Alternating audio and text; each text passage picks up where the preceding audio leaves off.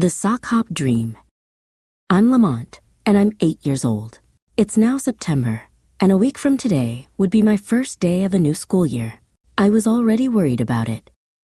Mom sat next to me and spoke gently. "Are you excited, son? 3rd grade will be a big adventure."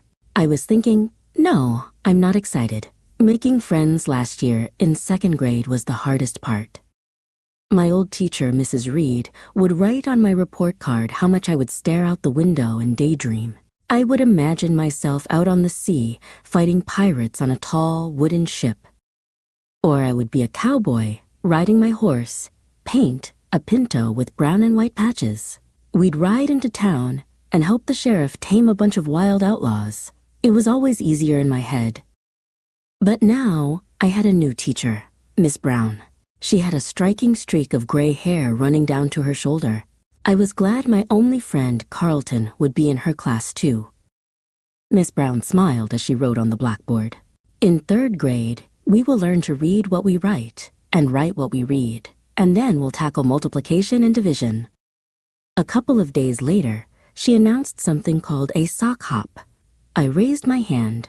"What is that, Miss Brown?" She winked. "You wear socks so you won't scratch the gym floor. You play games, and you might even dance with the girls."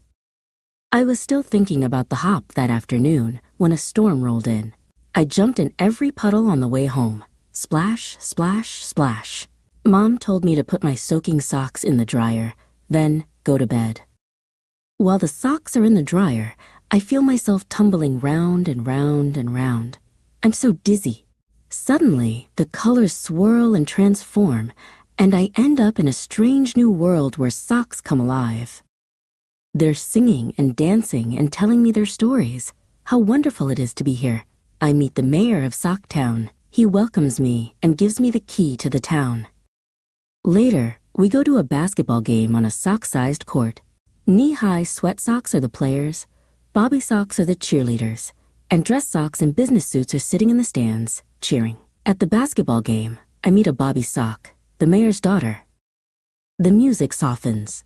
A knee-high sock scowls from across the court and shouts, "Go back where you came from, and if you don't leave, something will happen to you."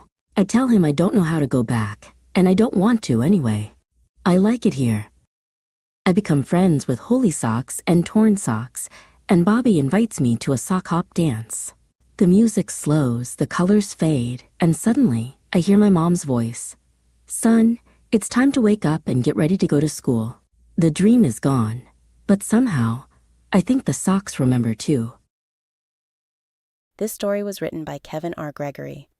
If you enjoyed this story, we invite you to subscribe to our channel. Thanks for watching.